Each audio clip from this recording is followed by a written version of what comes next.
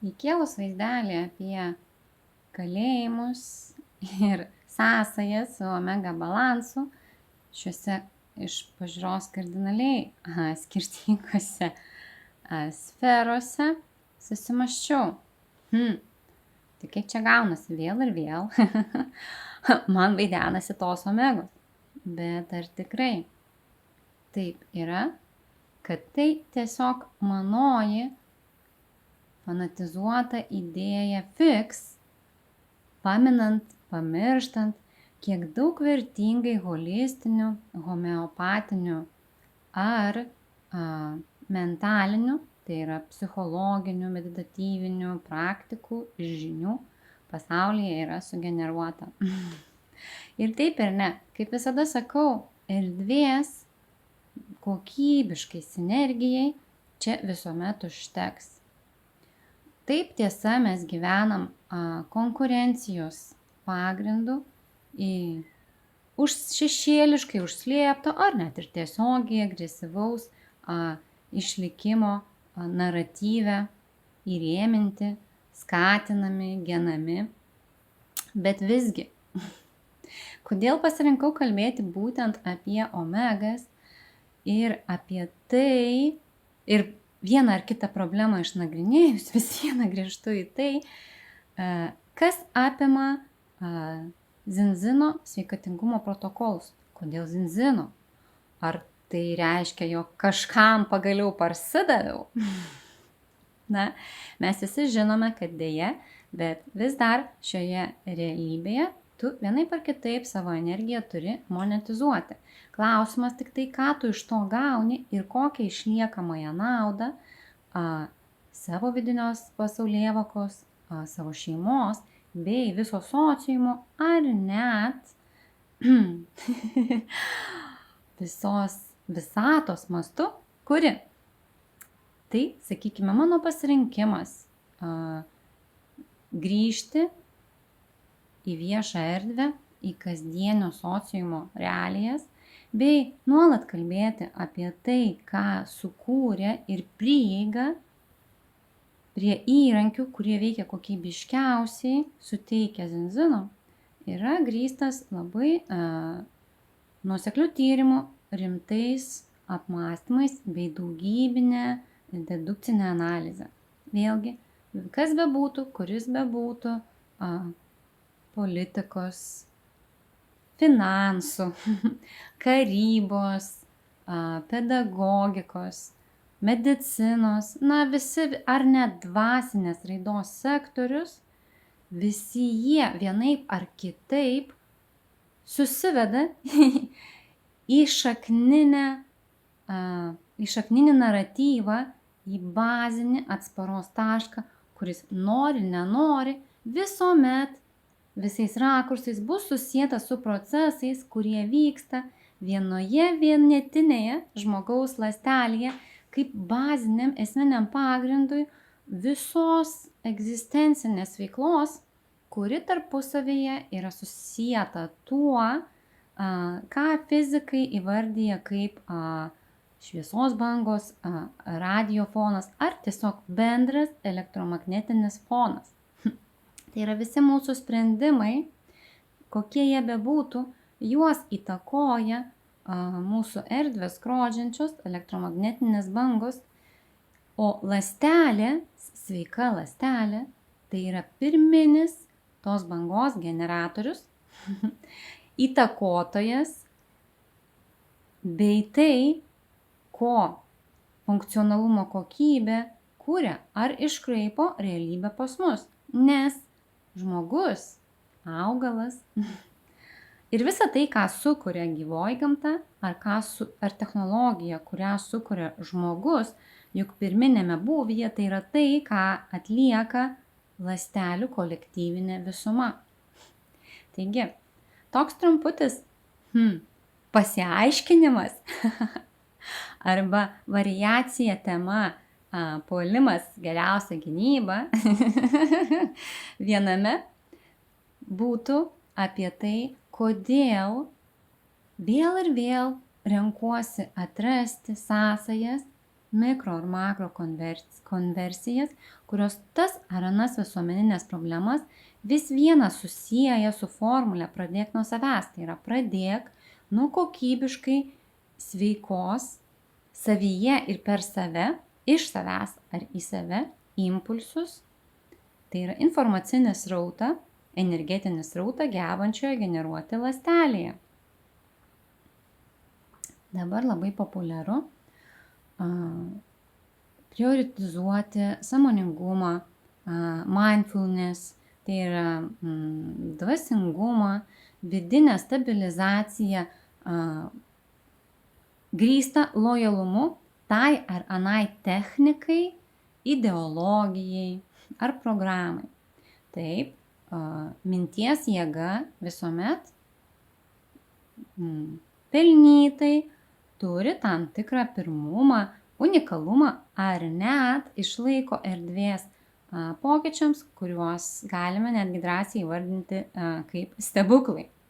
Tačiau prisiminkime, jog vis tiek kas tą mintį generuoja. Visuomet viskas kažkuriuo tai rakursu ir tam tikrų bazinių kampų yra susietas su fiziologija. Tai reiškia, kad vienų ar kitų praktikų pagrindais mes skatiname, aktyviname tam tikras smegenų zonas veikti kitų ritmų, generuoti kitokio dažnio bangas ar kokybiškai tarpusavėje bendradarbiauti. Bet ką tai reiškia? Tai reiškia, kad materijoje, tai yra mūsų dalelėse, mūsų ląstelėmis, kurios yra tose zonose, sklinda signalai ir vykdoma signalinės kokybės peržiūros politika. Tai jeigu mes kalbame, kad visą tai, ką darome, vis tiek tam tikrų etapų virsta signalais tarp ląstelių.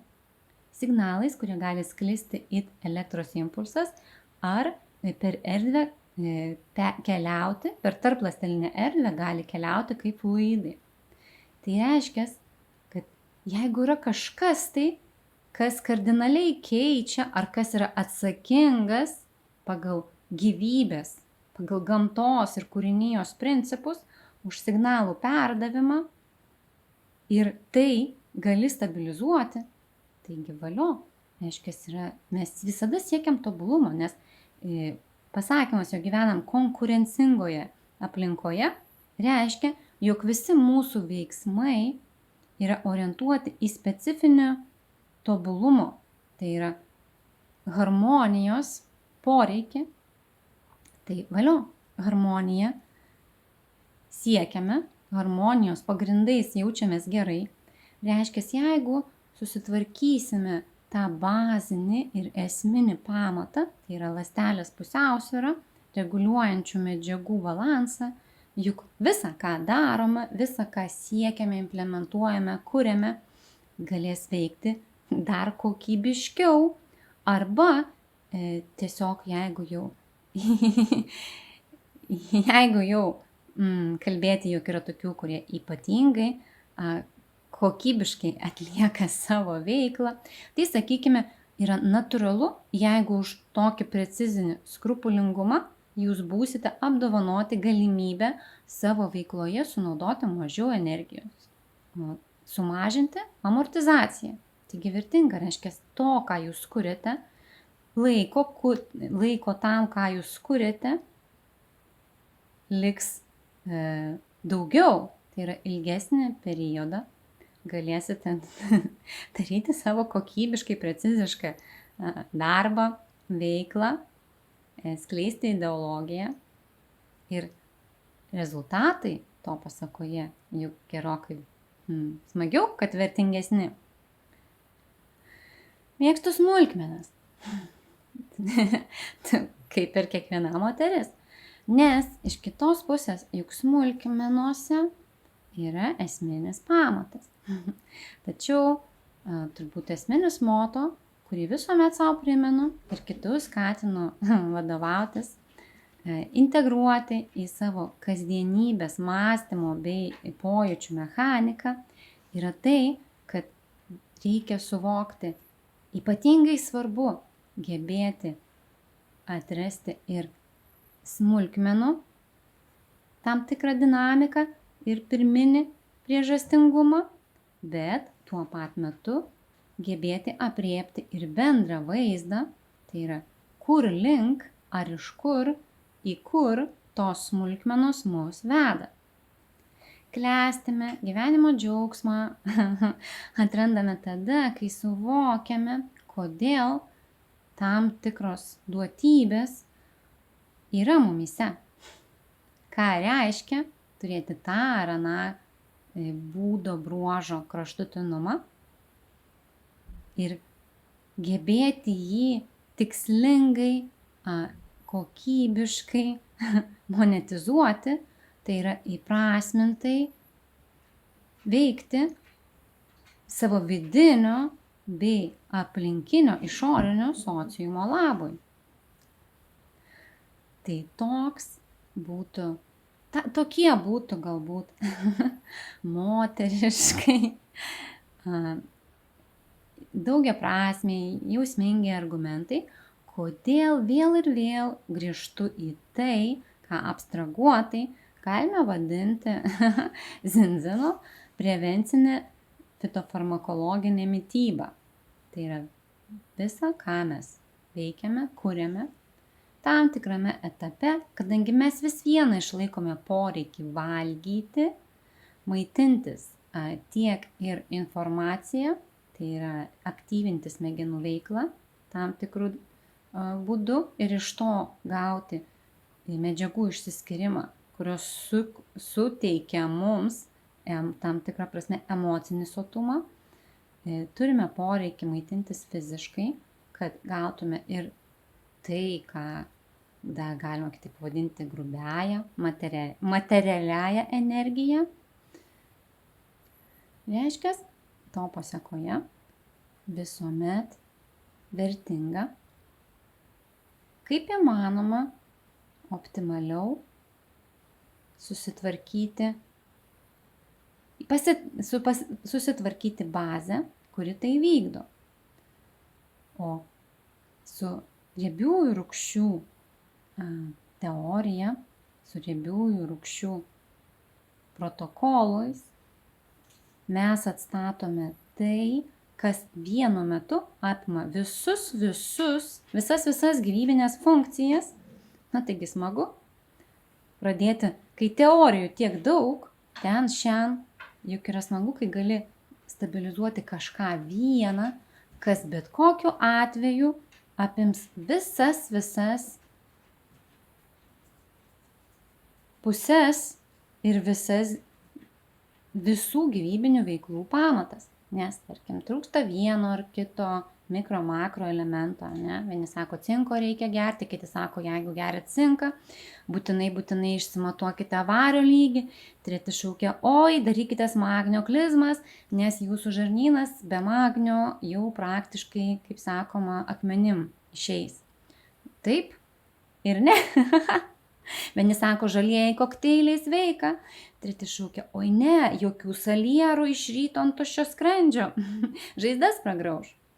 Tai viską ir tam tikrą prasme daryti verta, tačiau reikia susižiūrėti, o kur yra pamatinės vertybės ir esmės, kad visa, kas daroma, organizmas galėtų adaptyviai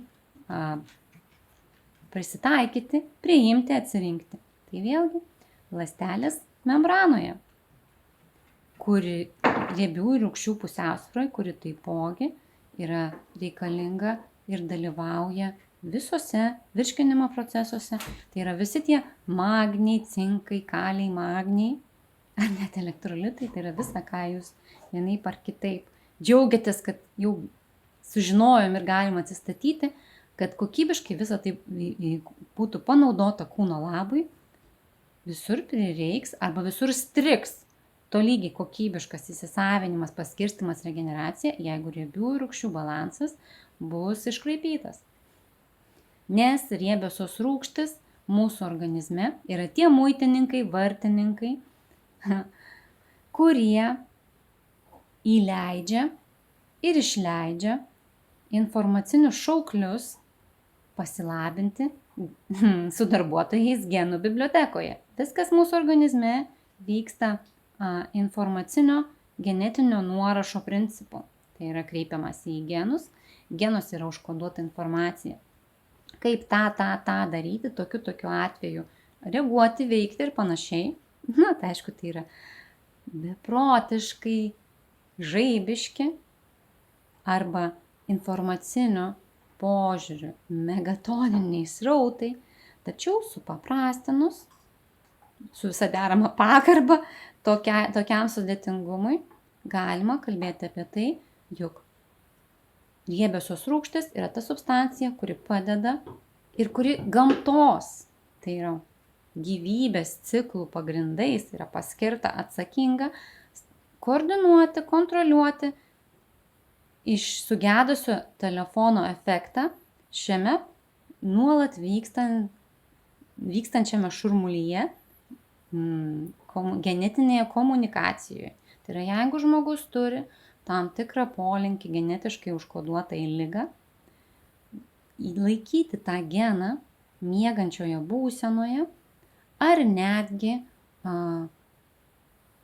koordinuoti tam tikrus pokyčius, kurių pasakoje tas genetinis defektas yra neutralizuojamas ar paskatinamos tam tikros mutacijos, kurios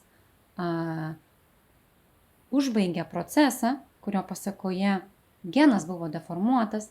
Už visą tai, visame tame, pirmiausiai, kaip reguliatoriai dalyvauja riebiosios rūgštys. Ir vėlgi, riebiosios rūgštys, žuvų taukai. Tačiau žuvų taukų gamtoje nėra. Tai yra omegų gamtoje nėra. Jos visuomet turi būti kokybiškai stabilizuotos, atitinkamai kokybiškais antioksidantais. Tai vėlgi, daug kalbėdama apie genus, apie riebiąsias rūgštis ir ten vykstančius procesus, tuo pat metu grįžtų į tai, kad šioje vietoje galima apsigauti. Nes žuvų taukų pramonė sudėtingai, kompleksiškai, komerciali, tačiau tik variantas, kuriame žuvų taukai sujungti su alyvuogių aliejum gali suteikti mums kokybiškus išteklius, kurių pagrindais tas riebiųjų rūgščių balansas ląstelėje ir palaikomas. Tai vėlgi kokybiškiausia įrankį, kaip atsistatyti riebiųjų rūgščių balansą mūsų organizme šiuo metu, gali suteikti būtent zinzino produktai, zinzino protokolai bei zinzino galimybės koordinuoti bei audituoti tai, ką jie patys kuria ir ką jie rekomenduoja. Kartais, kai padarau kraujo tyrimą ir pateikiu ypatingai nuosekliai papildomai detalizuotą išgryninimą, kaip tie ar anie nukrypimai nuo normos intervalo kuria pasekmes organizme. Ypatingai sudėtingas pasekmes, nes mes kalbame ir apie tokius variantus kaip Alzheimeris, onkologiniai procesai, diabetas, reumatoidinis artritas, problemos su tarpslanksteliniais diskais, dubens organų prolapsas, gimdos kaklelio problemos, prostatos patologijos, skydliaukė, blužnis, kasa, kepenys. Viskas susiveda į tas kelias lentelės eilutes ir skaičiukus, rodančius vienokią ar kitokią kryptį. Tiek daug visko. Ir būna ir taip, kad sulaukiu pasipiktinimo.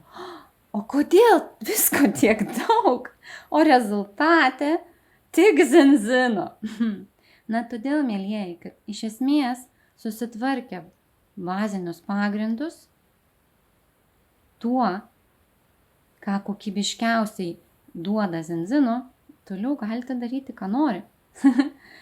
Taikykite kitus protokolus, valio, tačiau duokite savo organizmui įrankius, tai yra duokite kokybiškus dantis savo ląstelėm, kad tuos kitus jūsų protokolus ir taikomas puotas, galėtų deramai sukramtyti. Nes riebiųjų rūgščių pusiausvyra, nuolatinis riebiųjų rūgščių tiekimas iš saugiausio, nuosekliausiai sertifikuoto ir ištikimiausiai prisiekusio kokybės atžvilgių tiekėjo vardu zinzino, tai yra gyvenimo būdas, tai yra pasirinkimas, kuriame žmogus visuomet laimi, net jeigu tai apima ir tam tikrą pralaimėjimo kartėlį, kuris vadinasi atiduodami pinigai. Pinigus kažkur leisti visuomet dalyvauja kartu ir liūdesys. Bet džiaugsmo, kurį gaunate atgal, visuomet yra daugiau, nes visgi pinigai yra tik tai tarpininkas, kažkas, kas ateina pas mus tam, kad išeitų. Ir jo atsisveikinimo su jais suteiktų kuo didesnę laimę ir grįžtamą į ryšį. Tai ar gali būti smagiau, kai grįžtamasis ryšys yra taip kompleksiškai diversifikuotas, tai ir vidinė palaima, tiesioginė ir perkeltinė, tai yra emocinė, to žodžio prasme, tai ir pasitenkinimas suvokiant, jog kuri sveikesnė šiandieną, rytojų ar net vakar dieną, nes sveikesnis kūnas žmogaus, sveikesnės mintis. O žmogaus mintis, tai reiškia bioelektrinė veikla, kuri natūraliai po savęs palieka tam tikro rakurso šiluminį pėdsaką, kitaip įvardijama kaip smegenų bangos, bendras indėlis į elektromagnetinį lauką aplink vadinamą kolektyvinę sąmonę. Tai reiškia, jeigu žmogaus vidinė fiziologija ir biocheminiai procesai vyksta sklandžiau ir stabiliau, tas žmogus aplink save skleidžia stabilesnės ir kokybiškesnės elektromagnetinės bangas, virpesius, kurie harmonizuojantį efektą suteikia visos kolektyvinės sąmonės lygiu. Ir mažai čia kažko kosmiško, viskas labai paprastai pasiaiškina tais pačiais terminais ir principais, apie kuriuos kalba radiofizika. Mūsų smegenys, o tiksliau mūsų ląstelės, iš kurių sudarytos smegenys ar net bet kuri kita organizmo dalis, turi gebėjimą veikti kaip retransliatoriai, signalų siuntėjai ir priėmėjai. Taip kad smagu tapti kokybiškesniu ir pasaulį aplink keičiančiu signalų siuntėjų ir priėmėjų. Labai norėtųsi pasirinkti idealistinį gyvenimo, saviraiškos variantą, bet vargu bau, gyvename tokiuose savitose perturbacijose, permainų, perkrovų laikotarpyje, kad turime gebėti atsirinkti, kaip skirtingų atmainų, krypčių leksika tarpusavio tam tikros frazės ar apibūdinimai koreliuoja tarpusavyje, tai yra kokios yra bendrinės jungtys, tai yra sąlyčio taškai tarp iš pažiūros skirtingų ideologijų. Tai tam tikrą prasme net ir statistinis vartotojas bei buitinės kasdienybės pinklėse įkliuvęs žmogus turi galimybę suvokti ar net susidomėti tuo, ką vadiname aukštosiomis materijomis, dvasingumo paieška, prabudimas ar vienokia ar kitokia sąmoningos bendrystės ir egzistencijos forma. Tiesiog reikia šiek tiek erdvės ir šiek tiek gebėjimo atsitraukti įdan per vieną ar kitą palyginimą, suvokti konversijos ritmą. Ir tada gaunasi, jog skambi ir mistiška frazė mes visi Dievo vaikai fizikui gali būti kokybiškai konvertuota į jam suvokiamą terminologiją, jog mes visi veikiame vienas kitą ir įtakojame bei esame susiję dėl žmogaus kaip ląstelių visumos gebėjimo transliuoti į išorę ultragarsinio diapazono signalus bei juos priimti ir to pasekoje keisti savo kognityvinę funkciją. Bet deja, aišku, visada reikia suprasti, kad tai vyksta tokiuose gyliuose, kuriuos įprastai esame išmokyti, nukreipti, ignoruoti. Dauguma tų procesų yra sąmoningi, bet vėlgi viskas prasideda nuo smulkmenų, į kurias atkreipus dėmesį, kitoks požiūris arba platesnis, gilesnis, nuoseklesnis suvokimas kokybiškai integruojasi į pasaulėžiūrą ir to pasekoje vietoj niršios ideologinės kovos ir poreikio konkuruoti bei dominuoti, kas aiškesnis ar geresnis, visiems vietos užtenka. Tai ar jau dabar pulti ant kelio ir šlovingai skanduoti tebūnie pagarbintą Zinzino? Viva le Omegų revoliucija? Na, kaip norite. Galima visaip, bet esmė, bet kokiu atveju išliks ta pati. Viso šito reikia. Visa šita vertinga. Ir visame šitame vis lengviau orientuotis bei tam tikrą pereinamąjį laikotarpį, laukiant rezultatų, iškęsti, ištverti, smalsauti, bus lengviau, jeigu tai darysite kartu su Zinzino konsultantu. Tai yra žmogumi, kuris nuosekliai nusimano tam tikrose aplinkybėse susijusiose su šia kelionė, konversija į kitokios sveikatos, į kitokios vartojimo kultūros prizmę. Ar siūlau savo kandidatūrą? Na, juk esu Zinzino partneris, žmogus, būtybė, asmenybė, kuri pakankamai daug nusimano šioje sferoje. Žinoma taip, mielai kviečiu tapti mano Zinzino klientais, tapti Zinzino partneriais ar tapti komandos dalimi, tai yra mano partnerių, partneriais ar klientais, ar tiesiog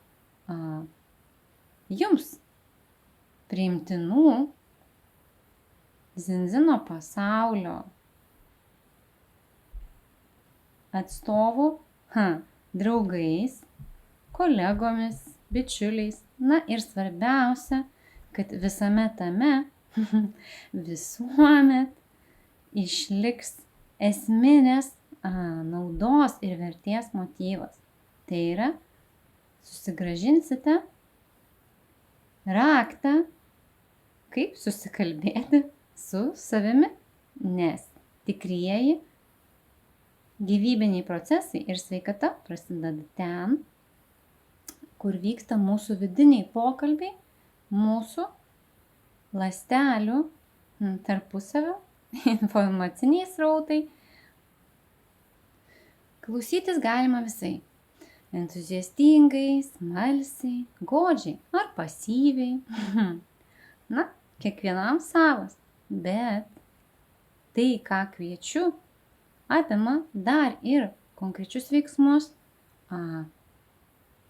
apmąstymus ar tiesiog entuziazmo šuolį, tebūnie taip, ir pasirinkimą bandyti, daryti kitaip. Taip, tam tikrą prasme gyvenime viskas yra tarsi žongliravimas tarp noriu, reikia. Tai vat, tegu jūsų noriu, reikia kokybiškai apsijungia tarpusavyje. Na ir kai sakoma, kai noriu, ima puksuoti po pirmo mėnesio ar pirmos įmokos ar pirmos benzino dėžutės gavimo, tebūnie tas papildomas reaktyvinis variklis tampa reikia. Bet tikrai reikia. Tai va, reikia, noriu.